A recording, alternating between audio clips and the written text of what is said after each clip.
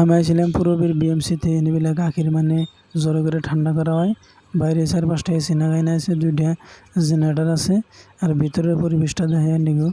ভিতরে আন্নের বড় বড় 2টা ক্যান আছে, বড় বড় যে 2টার মধ্যে গাখির থুয়া দেয় আর কি ঠান্ডা করে। এই ভিতরের অবস্থা দেখেন, গাড়ির সমান সমান ক্যান। আর নিবিলা আর কি এটা সাপ্লাই করে মেশিন বানাই না।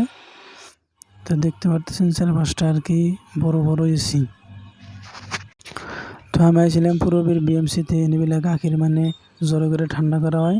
বাইরে 4-5টা এসি লাগাইনা আছে, 2টা জেনারেটর আছে। আর ভিতরের পরিবেশটা দেখে নিগো। ভিতরে আন্নের বড় বড় 2টা ক্যান আছে, বড় বড় যে 2টার মধ্যে গাখির থুয়া দেয় আর কি ঠান্ডা করে। এই ভিতরের অবস্থা দেখেন, গাড়ির সমান সমান ক্যান। আর নিবিলা আর কি এটা সাপ্লাই করে মেশিন বানাই না। তো দেখতে পারতেছেন 4-5টা আর কি বড় বড় এসি।